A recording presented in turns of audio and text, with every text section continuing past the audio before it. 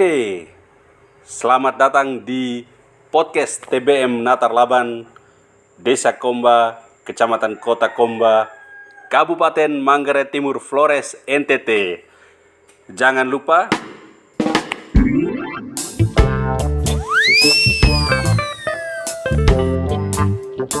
dan ikuti semua peristiwa-peristiwa dan juga kegiatan-kegiatan literasi di NTT dan juga terlebih khusus kegiatan literasi di Kabupaten Manggarai Timur.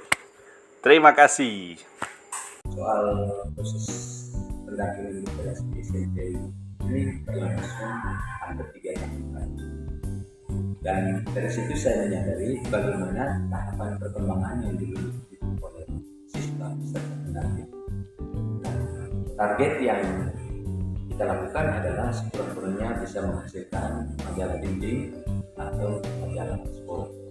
Tetapi dari pembelajaran yang ada, saya menemukan titik simpulnya bahwa hasil produksi mereka ini bisa ditingkatkan ke majalah sekolah. Karena itu lahirlah nama Aspira. Pilihan nama Aspira ini juga merupakan kehendak peserta sendiri. Saya hanya mengatakan bahwa kalau ada majalah sekolah perlu ada nama, kamu pikirkan apa namanya. Dan ternyata dalam proses diskusi bersama, karena saya membangun kebiasaan ini dengan mulai diskusi, kemudian supaya mereka memahami agar bisa mengidentifikasi suatu objek, dan dari situlah kemudian muncul nama Aspira ini. Nah, dalam perjalanan selanjutnya, saya melihat pertama, berada di kelompok ini tidak semua orang bisa. Kedua, sebagai pendamping saya tidak katakan bahwa mereka tidak ada perkembangan, tapi mereka ada perkembangan. Nah, alat ukurnya adalah mereka sendiri bisa mengukurnya. Kenapa ini penting? Karena proses literasi ini tidak bisa terlalu kita intervensi terlalu jauh, tapi justru mengarahkan mereka pada akhirnya mereka bisa mengukurnya. Nah, khusus edisi keempat ini, tahun ketiga ini, karena edisi pertama lebih pada apa adanya, tidak tematik, tetapi edisi kedua, edisi ketiga, edisi keempat ini mereka sudah sampai pada tema yang kami mau mau tulis pada edisi ini adalah rumah, sekolah itu rumah.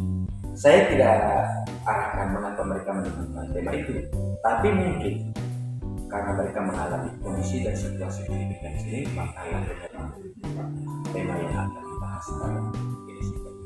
Tapi lebih jauh dari situ, saya menyadari bahwa menulis saja dengan kemampuan yang ada tidak cukup. Mesti ada kombinasi. Bisa menulis dengan baik, bisa membahasakan itu kepada publik dengan baik. Karena itu, saya mulai menyadari bahwa pola pendampingan ini juga perlu mengarahkan mereka sampai ke tingkat itu. Nah, karena itu saya, karena berada dalam forum Taman Baca Masyarakat Manggarai Timur, dan teman-teman yang ada di dalam komunitas ini memiliki memiliki kemampuan di bidang public speakingnya, di bidang narasinya, di bidang bagaimana merumuskan judul makalah, maka Pak Kris saya hadirkan, Pak Ino itu sejak minggu lalu.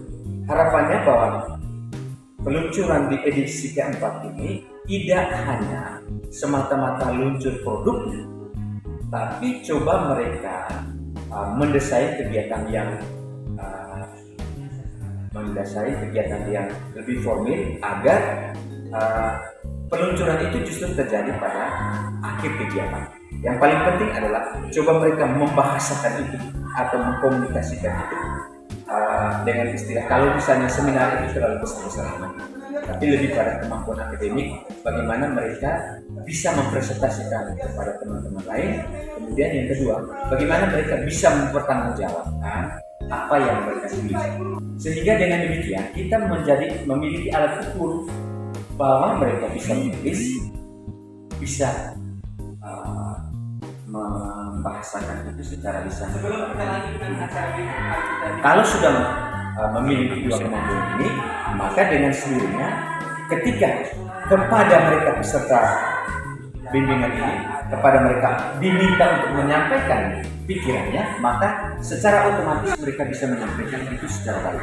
Kedua, apabila misalnya mereka diberi kesempatan, kamu harus menulis tentang ini dan temanya ini, secara otomatis mereka bisa bisa memformulasikan dua pikiran secara teratur karena kebiasaan ini mereka sudah bangun. Tetapi agar dua kemampuan ini bisa menjadi milik mereka, sebuah kesadaran dari dalam bahwa bisa menulis, bisa mengkomunikasikan ke hadapan publik, maka pelan-pelan kita juga mengantar mereka agar mencintai buku. Mengapa ini kita pakai? Karena ide, pikiran akan disampaikan dengan baik kalau juga memiliki kebiasaan membaca. Nah, memang terasa sekali mengapa kemudian setelah bimbing, latih menulis, latih omong, lalu baca. Baca itu sebetulnya kita sudah startnya dari awal. Tapi agar mereka memiliki kemampuan yang lebih baik dari teman-teman lain, maka saya minta teman atau anggota TBM, Pak Kristian Angkut, untuk arahkan bagaimana mereka kemudian bisa mencintai buku. Semakin mereka mencintai buku, sekurang-kurangnya pengetahuan mereka selalu fleksibel. Syukur bahwa di sekolah ini perpustakaannya oke, lorong bacanya oke, pojok bacanya oke. Kemudian dengan beberapa kegiatan-kegiatan lain yang mendukung membangun dinamika iklim mencintai buku sudah terpola dengan baik. Pertanyaannya adalah apakah dengan demikian selama ini mereka punya kesempatan? Saya menyadari ada siswa yang bisa membaca atau punya kesempatan untuk mengunjungi lorong baca kalau dianjurkan oleh tetapi ada segelintir siswa yang punya kesadaran bahwa ketika ada waktu kosong mereka ke tempat baca. Dan ternyata dari gejala yang ada di SMP 5 ini saya temukan pertama, kalau misalnya perpustakaan itu disiapkan dalam satu gedung yang notabene hening dan lain-lain, itu agak jarang dikunjungi. Tetapi kalau misalnya tempat baca itu di tempat terbuka atau di tempat di mana mereka sering lewat tanpa dengan sejumlah aturan-aturan yang mengikat mereka, maka dengan sendirinya mereka sering kunjungi. Saya lihat setiap kali saya datang, kalau saya agak terlambat sedikit, biasanya saya langsung belok ke lorong perpustakaan.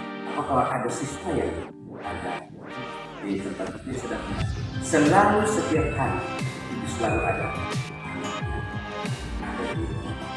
Saya akhirnya kemudian menyadari bahwa semakin rumit dengan aturan perpustakaan, maka tempat itu akan hanya menjadi mudah meningkat.